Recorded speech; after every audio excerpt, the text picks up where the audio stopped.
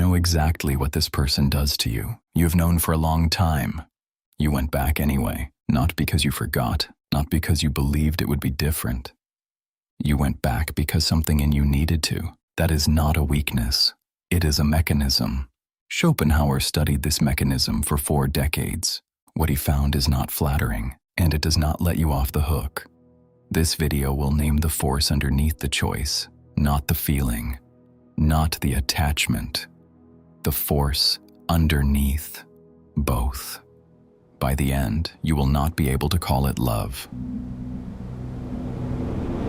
Schopenhauer's central argument rested on a single, uncomfortable premise. Human beings are not primarily rational creatures who occasionally behave irrationally. They are driven by a blind, purposeless force, what he called the will, that reason can observe but rarely overrides. The will does not want specific things. It wants endlessly, without direction, without the possibility of permanent satisfaction. And here's what Schopenhauer found most significant about this force when he observed it operating in human relationships. The will is not interested in what is good for you. It is interested in what it recognizes. Familiarity, even painful familiarity, is a form of recognition. The will returns to what it knows, not because it expects a different outcome. It returns because the known pattern, however destructive, is metabolically cheaper than the unknown one. In the 1890s, the French neurologist Jean-Martin Charcot documented what he called hysterical attachment, patients who had been harmed by a relationship returning to it compulsively, not out of hope, but out of something that looked closer to gravity. He did not have language for what he was observing. Schopenhauer had described it 60 years earlier. The will does not learn from pain the way reason learns from information. Pain for the will is not a signal to change direction. It is a signal that the attachment has weight, and weight to the will reads as significance. This is the framework you need to hold for the rest of this video. You did not go back because you are weak.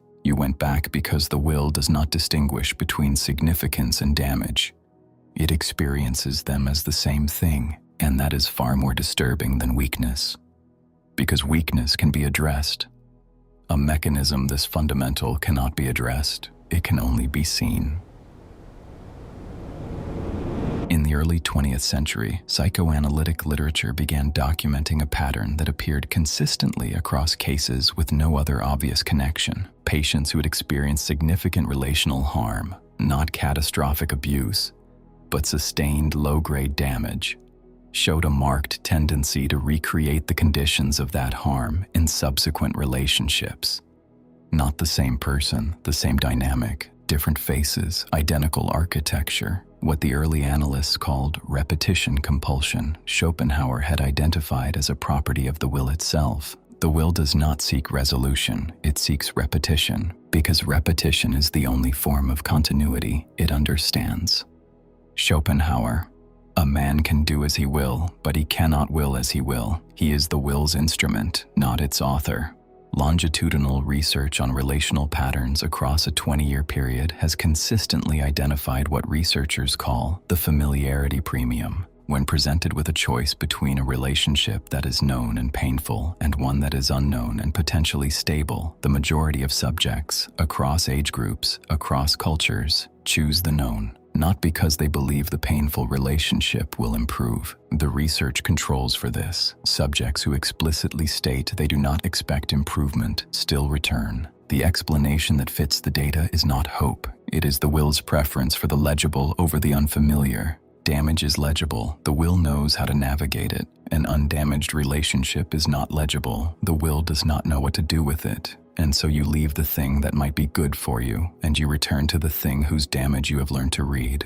Think about the last time you left, not the dramatic exit, the quiet one, the one where you had finally, genuinely decided. You were clear. You had never been more certain. And then something small happened. A message, a silence, a version of them you had seen before and believed was gone. And you felt something that you told yourself was compassion. It was not compassion. It was the will recognizing its territory. The pull you felt was not toward them. It was toward the pattern that your will has spent years learning to inhabit. The one that, however painful, is the most metabolically familiar thing in your life. You called it love because love was the only word available. But Schopenhauer would have called it something colder. He would have called it the will returning to its own. And now we need to stop talking about patterns in general. There is a relationship in your life, or there was one, recently enough that it still has weight, where you knew, not suspected, not feared, knew. You knew before the second time. You knew when you saw the same pattern repeat itself in a different context. You knew when the people around you stopped asking about it, and you stayed. You have a story about why. You have rehearsed it enough that it feels like the truth. It contains some truth, that is what makes it functional. But Schopenhauer's framework strips the story down to its load-bearing structure. And what is left when the story is removed is this. You stayed because leaving required you to become unfamiliar to yourself, not because you would be alone, not because you loved them, because the version of you that exists inside this dynamic is the most legible version of yourself you have. Without this, who are you? What do you want, if not this? What does ordinary feel like when this has been the register for so long? These are not rhetorical questions. They are the questions the will is actually asking when you tell yourself you are staying out of love. The will is not asking about them at all. It is asking about you, about its own continuity, about its own legibility to itself. Schopenhauer's most precise observation about this pattern was not that people return to damage. It was that they return to damage because damage has made them someone. And being no one, being undamaged, and therefore undefined, is more frightening to the will than the next wound. You are not afraid of them. You are afraid of the silence where they used to be. Not because you will miss them, because you do not know what you sound like in that silence. And the will, which has no interest in your flourishing, only in its own continuity, will bring you back to the noise every time, until you can name what you are actually afraid of, which is not them, it is yourself, undamaged, unfamiliar, unnamed. Schopenhauer was not a pessimist in the way that word is usually meant. He was not interested in despair. He was interested in precision. And the precise thing he wanted to say about the will, about its blindness, its repetition, its complete indifference to your well-being, was not that you are trapped.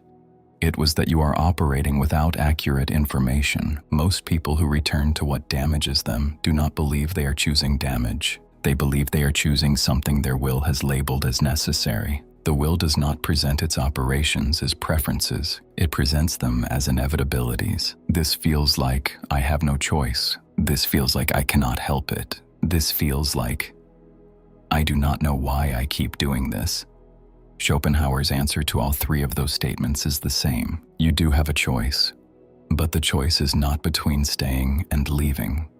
The choice is between operating as the will's instrument, as it always has, and becoming the person who can see the will operating. He did not believe most people make the second choice. He thought the first was easier, and that ease has its own gravity. But he was precise about what the second choice requires. Not courage, not the right circumstances. It requires the willingness to be unrecognizable to yourself for long enough that the will finds a new pattern, a new territory, a new thing it can learn to call its own.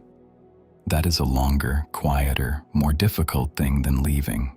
And most people will not do it, not because they cannot, because the will is very good at making the familiar feel like the only option. That is not a failure of love. That is the will doing exactly what the will does. The only question Schopenhauer leaves you with is not whether it will happen again. It is whether this time you will watch it happen. There is one more thing Schopenhauer observed about this pattern. The person you keep returning to, they are not doing something to you. They are doing something their will requires. The same blind force, the same indifference to outcome, the same return to what is legible. Which means the final question this cluster has been building toward is not about you at all. It is about what happens when two wills find each other, and neither one can see what it is doing.